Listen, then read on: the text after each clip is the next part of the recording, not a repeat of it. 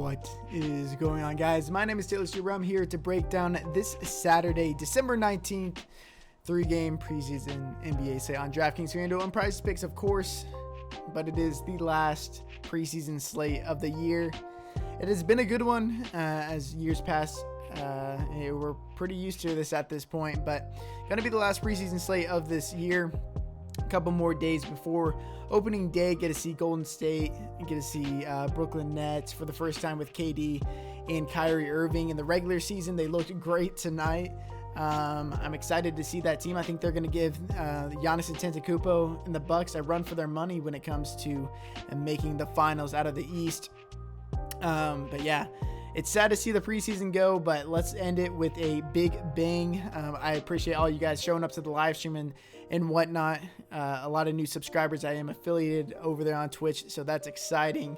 Averaging like over 130 viewers per stream. So of course tomorrow at 5 p.m. Central Time, I will be live streaming, answering your questions, going over all the news. And then if you guys want to join the Discord, that link is below. I would make sure that you get in there while you can. It's getting packed in there. I don't know if I want to have too many more people in there. So if you guys want to join that now. I give away my player pool, what I'm doing on FanDuel, my ownership percentages, projections and whatnot, answering questions in there all day. And then if you guys want to enter a giveaway for a free $25 via PayPal, Venmo, Cash App, whatever it may be, all you have to do is subscribe, like this video, and then comment below with your favorite play of the day. I enter those I do that giveaway every single Sunday. So as you're watching this, it's probably a day away, so might as well enter it. It's completely free. You just might win $25. But let's just jump right into this short three-game slate, and let's get it, man.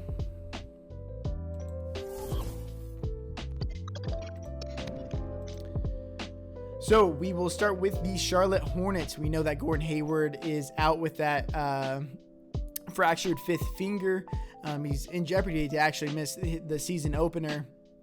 But of course, he's going to miss this game. Cody Martin started in his place that last game. Played 24 minutes. Was a decent play. He's very, very cheap, only 4.7K. I think there's a bit better values on this slate, or for a couple of guys that are a little more expensive that are clearly a better plays than him. But at 4,700, he's not a terrible play. Just doesn't garner all that much usage or ball handling duty. So not the biggest fan of him, but if he is your filler in your lineup, I don't necessarily hate it. The last game, the starters and key rotation players were to play a minimum of 25 minutes. And that's what we saw for the most part. We know that Washington, Rozier, Graham played 28 minutes. LaMelo Ball played 26. Bridges played 23 minutes. And before that last game, we saw that LaMelo Ball was going to play a ton off the bench and next to Devontae Graham. And the coach clearly stated, obviously, that he wanted to see LaMelo Ball on ball while Devontae Graham is playing off the ball. So we immediately just played a ton of LaMelo Ball. It was crazy to me when I saw the ownership that we got him at single digit ownership. He ended up going for just over 30 fantasy points at 4.8K. If we get the same minutes from these guys like I expect, 5.3K is still too cheap for him. He leads this team in usage at 26.2% and averages 1.13 fantasy points per minute. This dude is just amazing for fantasy purposes, especially when his shot is falling, because he can get boards. We saw the first game, he got 10 boards. And when he shoots, he's shooting threes. And he has one of the highest assist percentages on this team, especially if they're trying to play him on ball with Devontae Graham playing off ball. So I love LaMelo Ball today. Terry Rozier, 5.9K. I think he's a good play, and so is Devontae Graham. All these guys are a bit too cheap if we're going to see 26 to 28 minutes out of these guys. Like the Charlotte Hornets a good bit. The Orlando Magic, one of the teams that are playing the most minutes. We know that Isaac Aminu, Bamba are all out. Ennis is questionable. Ross returned last game and played 18 minutes, but he shot 12 times. That's definitely something to note, but he is 5,400. So unless we got word that he was going to enter the starting lineup over Malik Monk or Dwayne Bacon like he should, and play upwards of 30 minutes. That's the only way I would really be interested in him, but he's going to chuck when he's out there. So a decent GPP play if he gets hot, and we know a guy like Terrence Ross can definitely do so. But Fournier, Vucevic, and Fultz, they're all set to play 30-plus minutes again. Markelle Fultz at $6,000 in this new role is just a bit too cheap, playing 32 minutes a game. So I do like Markelle Fultz. And then Nikola Vucevic is probably the best stud on the slate next to John Morant. I think Trae Young is a fine play in his own right in that upper echelon of prices, but Vucevic has just been an absolute monster when he's out there. Aaron Gordon continues to be questionable, played 23 minutes last game, so got a bit of a boost in minutes. If we got word that he was going to play 30 minutes, which I doubt because it's still the preseason, I would be all over him. But at 6.4K, if he's only going to play 23 minutes, I'm not going to be on him nearly as much, but he's been very, very active when he's out there on the court, more active than I've ever seen him offensively. So I'm going to stay away from Aaron Gordon for now unless news changes. We'll go over to the Detroit Pistons. Now, this is just a team I don't really want to play. Everybody's healthy. Blake Griffin played the most minutes he's played in the preseason so far with 26, but he delivered the worst game by far. So a lot of people had him that last game, and so I'm somewhat interested in going back to him just because recency bias is going to leave people to not play him at 5,600 because the games before he was putting up 25, 30 fantasy points in less minutes, and then last game I think he shot only 3 times. So it's definitely a risky play for sure, but if I'm going to get him at lower ownership than he should be, 5.6K is definitely a viable play. Jeremy Grant should play about 22 minutes. He leads the team with a 28% usage rating, only 4.6K. Hasn't been really doing anything else when it comes to peripheral stats. But with that kind of usage, it's definitely something to note at 4.6K. But I'm not really interested in this team all that much. They're playing way too many players and just giving them just enough minutes to say that they played in the game. And it doesn't leave big minutes for many of these other guys. We saw Killian Hayes the first couple of games play like 26 minutes, but then he was back down to 19 minutes that last game. So not interested in these Detroit-Washington guys.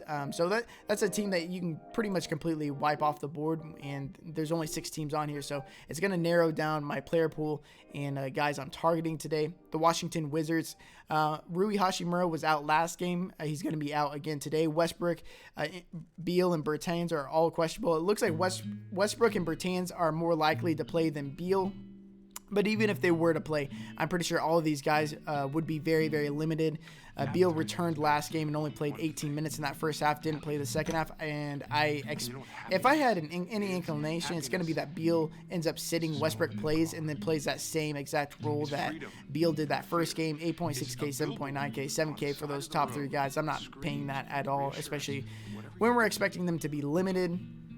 That last game without Rui, Thomas Bryant played 29 minutes. So at 6.2K, that's one of the better plays, if not the best play in that 6K price range. I do like Thomas Bryant, and Mo Wagner actually started next to Thomas Bryant without Rui last game. He played 26 minutes, did decent for his price. I think he scored 18 fantasy points.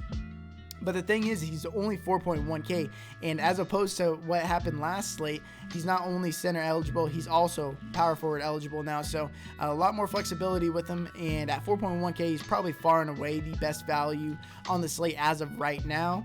Isaac Bonga and Denny both played 30-plus minutes. Bonga got the start last game. Both these guys are really fighting for that starting spot, that last starting spot for this Washington Wizards team. Denny, he shoots when he's out there. In last game, he showed his ability to get peripheral stats. They're pretty cheap, 4.7K and 4.5K respectively. 2 of the more decent value plays on this slate. We're pretty thin at value on this slate. That's why Mo Wagner is one of the best plays. 4.1K, pretty much minimum price. Move over to that last game of the slate. And the most exciting and most probably the most reliable teams on the slate, when we know where the production and minutes are going to come from. Rondo, Okongwu, Snell, Dunn are all out. Rondo being out is a pretty big deal for the likes of Bogdan Bogdanovic, because we saw that in the previous games, Bogdanovic was running the offense a lot when Trae Young was off the court. But now, when Trae Young's off the court, it's Rondo, and Rondo is going to be running the offense. So without Rondo, expect the ball to be in Bogdanovic's hands a bit more. That's a plus for him.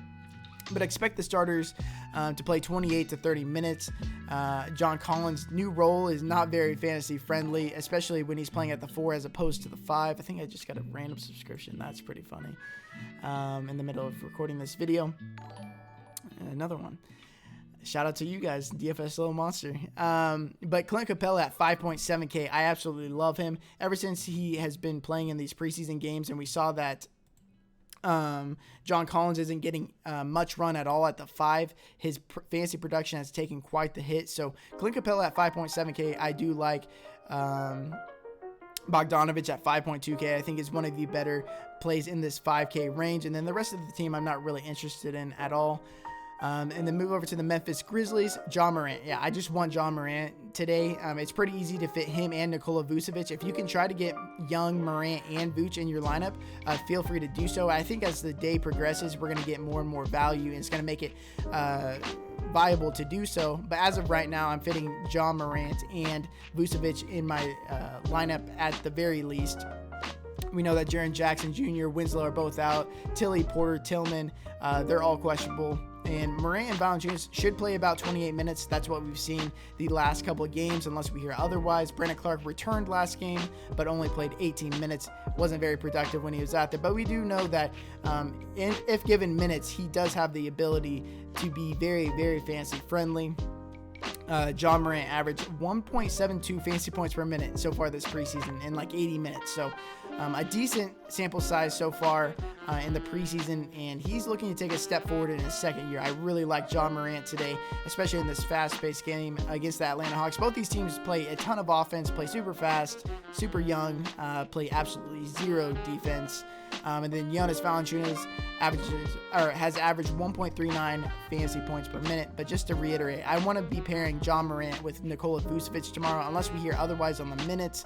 And then if you can fit Trae Young in there as well, I do like that. And one other thing I wanted to mention about Trae Young. Trae Young has been pretty dreadful in the in the preseason when it comes to fantasy. I mean, he's done all right and has played enough minutes to be okay. But last year he averaged 1.5 fantasy points per minute. I don't think this new offense is the reason why he's averaging less. I think that it's just been a bad run for him. But on average, I think that you can expect 1.5 fantasy points per minute from him. And if he's playing 28 to 30 minutes, yeah, he's a pretty damn good play. And I think enough people have been burnt by him in the last couple preseason games that they're going to go away from him. So if you can play all three of those guys, I would really, really suggest doing that. But I appreciate you guys watching this video. If you haven't already, make sure to like, comment, and subscribe to enter that giveaway for $25 via Venmo, PayPal, Cash App, whatever it may be. But I appreciate you guys watching this video. Best of luck today, and until next time, peace.